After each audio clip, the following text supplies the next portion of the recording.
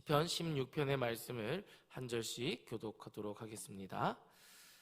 하나님이여 나를 지켜주소서. 내가 주께 피하나이다. 내가 여호와께 아뢰되 주는 나의 주님이시오니 주밖에는 나의 복이 없다 하였나이다. 땅에 있는 성도들은 존귀한 자들이니 나의 모든 즐거움이 그들에게 있도다. 다른 신에게 예물을 드리는 자는 괴로움이 더할 것이라. 나는 그들이 드리는 피의 전제를 드리지 아니하며 내 입술로 그 이름을 부르지 아니하리로다. 여호와는 나의 산업과 나의 잔의 소득이시니 나의 분깃을 지키시나이다. 내게 줄로 지어준 구역은 아름다운 곳에 있으며 나의 기업이 실로 아름답도다. 나를 훈계하신 여호와를 송축할지라. 밤마다 내 양심이 나를 교훈하도다. 내가 여호와를 항상 내 앞에 모심이여 그가 나의 오른쪽에 계심으로 내가 흔들리지 아니하리로다. 이러므로 나의 마음이 기쁘고 나의 영도 즐거워하며 내 육체도 안전히 살리니 이는 주께서 내 영혼을 수월해 버리지 아니하시며 주의 거룩한 자를 멸망시키지 않으실 것임이니이다. 함께 읽겠습니다. 주께서 생명의 길을 내게 보이시리니 주의 앞에는 충만한 기쁨이 있고 주의 오른쪽에는 영원한 즐거움이 있나이다. 아멘. 할렐루야. 새벽에 참 잘 나오셨습니다. 오늘 새벽에 주시는 하나님의 은혜를 경험하고 또 우리 주님을 만나고 돌아가는 귀한 시간이 될 수 있기를 소망합니다. 사람들이 일반적으로 말하는 복, 이 복을 받았다라는 그 기준이 무엇일까요? 대부분의 사람들은 물질의 축복을 받는 사람을 가리켜서 저 사람은 복을 받았다라고 이야기를 합니다. 하지만 물질의 복만 가지고 복된 인생이 될 수 있을까라고 생각을 해보면 그렇지 않은 것 같습니다. 물질은 있는데 건강을 잃은 사람은 복되다 할 수가 없기 때문입니다.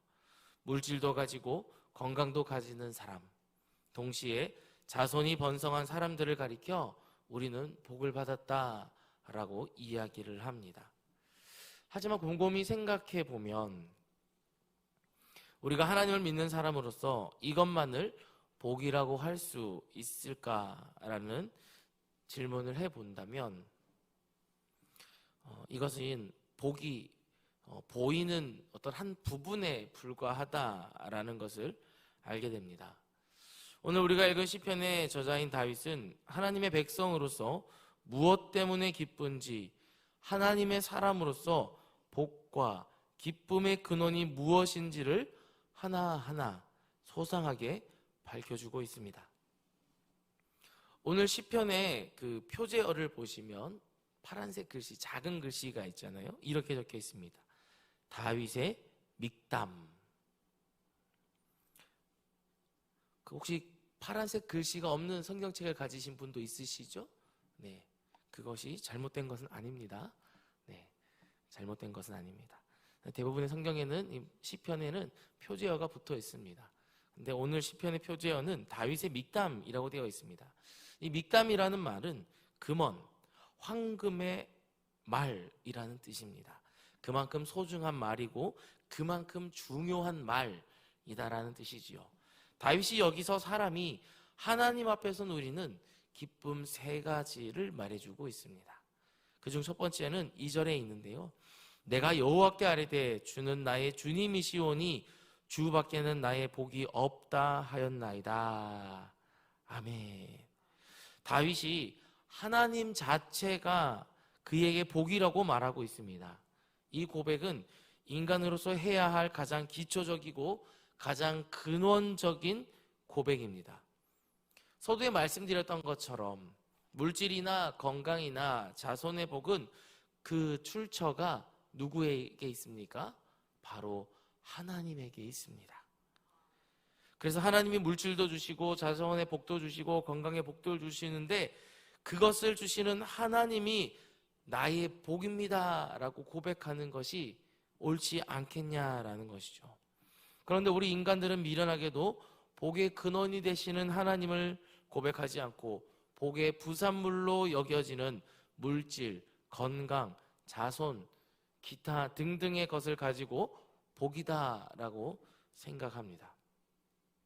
그런데 우리는 하나님 자체를 복이라고 여기기에는 하나님을 조금 부담스럽게 생각하는 경우가 많이 있습니다. 하나님 자체를 복이라고 고백하면 하나님이 주시는 모든 것을 다 받아야 된다라는 부담이 있기 때문입니다. 하나님은 내가 원하는 것만 주시는 분이 아니라 원하지 않는 것도 주시는 분이 바로 하나님이기 때문입니다. 내가 원하지 않는데 주시는 것들이 무엇이 있을까요? 바로 내가 살면서 겪게 되는 고통, 고난, 그리고 훈련, 연단, 그리고 책임, 그리고 내가 응당 짊어져야 할 십자가까지도 나에게 주시는 분이 바로 하나님이십니다. 하나님 자체를 복으로 받으면 십자가도 복이 되고 고난도 복이 되고 시험도 복이 되고 훈련도 복이 되어야 합니다. 그런데 우리는 고난, 훈련, 십자가 등을 복으로 받아 누리기가 어렵습니다. 힘듭니다. 그래서 우리는 이렇게 기도합니다. 하나님, 이런 것들 주지 않아도 되니까 제발 제가 좋아하는 것만 주세요 라고 기도를 하는 사람들이 많이 있습니다. 다윗은 평생을 살아보니 하나님이 나에게 주신 모든 것이 복이었다라는 사실을 깨달은 것입니다. 그리고 그 고난의 터널을 통과할 때는 힘들고 어려웠는데 그 시간이 언제 끝날까 그것이 걱정이었는데 그 시간이 지나고 나니 훈련이 복이었음을 다윗은 깨달았습니다. 그 시간이 없었더라면, 그 훈련의 기간이 없었더라면 지금 다윗은 잊지 못했을 것이다 라는 고백을 하고 있는 것이죠. 그러므로 우리 그리스도인들은 고난이 지난 후에 하나님 자체가 복이라는 사실을 깨달을 수 있습니다. 우리 인생에 주시는 모든 것, 그것을 기쁨과 감사함으로 받아 누릴 수 있게 되는 것입니다. 불평은 사라지고 불만은 없어지고 모든 것에 만족하는 귀한 축복이 우리에게 있을 줄로 믿습니다. 그런 은혜를 오늘 하루도 누리는 저와 여러분이 될 수 있기를 바랍니다. 또한 다윗은 그와 함께한 사람들이 영원한 기쁨이 되었다라고 말합니다. 3절 말씀인데요. 땅에 있는 성도들은 존귀한 자들이니 나의 모든 즐거움이 그들에게 있도다 라고 고백합니다. 왕으로서 다윗은 많은 사람들을 접해야 했습니다. 그 사람들 중에 다윗에게 기쁨이 되는 사람도 있고 아픔이 되는 사람들도 있었습니다. 그런 가시 같은 사람들도 분명 존재했습니다. 그런데 다윗은 모든 사람들이 자신에게 즐거움이었다라고 고백합니다. 이 고백은 평범한 고백이 아닙니다. 우리는 만나는 사람들이 그렇게 많지 않은데 한두 사람 때문에 불행하다고 여기고 있지는 않습니까? 특히 가족 구성원 중에 난 진짜 저 사람 때문에, 우리 저 가족 때문에 나는 평생 불행하다고 여기고 있지는 않습니까? 일터에서 만난 몇몇 사람들 때문에 내 삶은 불행하다라고 그렇게 여기고 있지는 않습니까?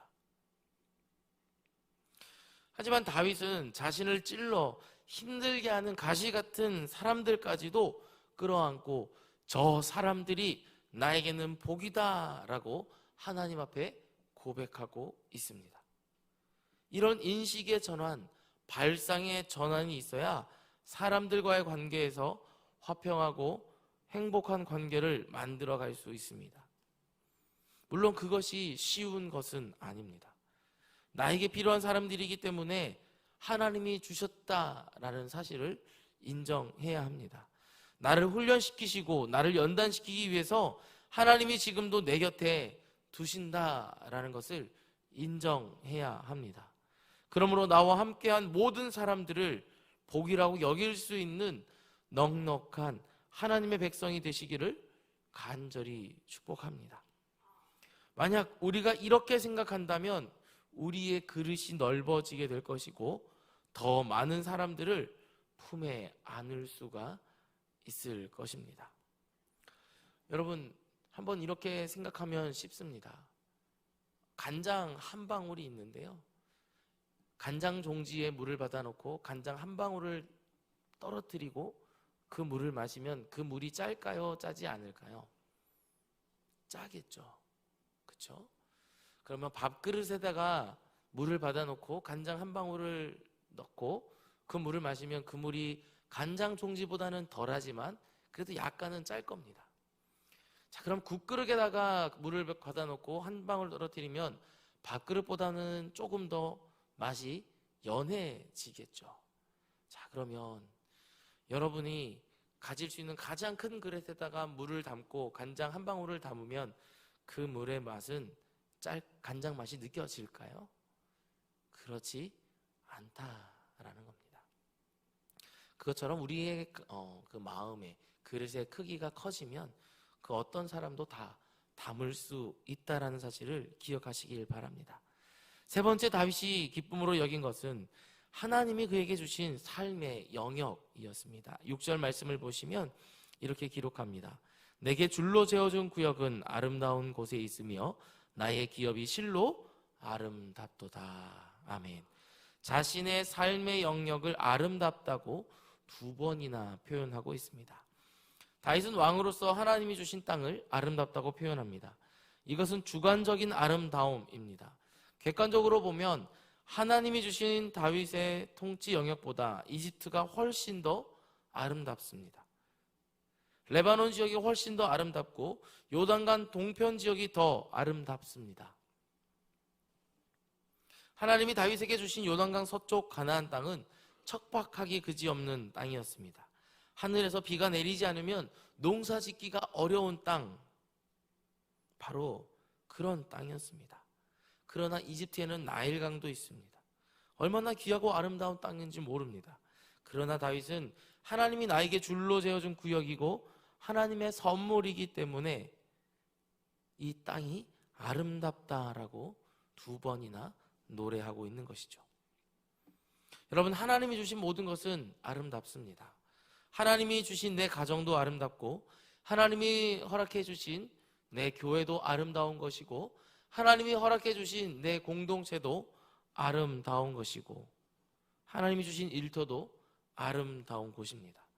그래서 우리는 하나님이 나에게 주신 모든 것을 사랑해야 하는 사랑의 의무를 가진 사람들입니다. 여러분, 불평하기 시작하면 그것이 끝이 없습니다.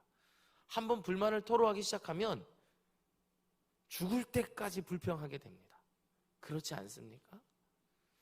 요즘 8월 들면서 모든 사람들의 입에 달려있는 말이 있습니다. 무슨 말입니까? 더워 죽겠다. 네, 더워 죽겠다입니다. 근데 여러분, 더워서 죽을 것 같은 거지 견딜만 하지 않습니까? 저도 더위를 조금 타는 편이긴 한데요, 집에 에어컨 틀어져 있는 걸 보면은 왜 그런 게 보기 싫은지 모르겠습니다. 에어컨 꺼도 있을만 한데, 선풍기만 틀어도 있을만 하고, 창문만 열어놔도 시원한데 왜 굳이 에어컨을 틀까라는 생각을 합니다.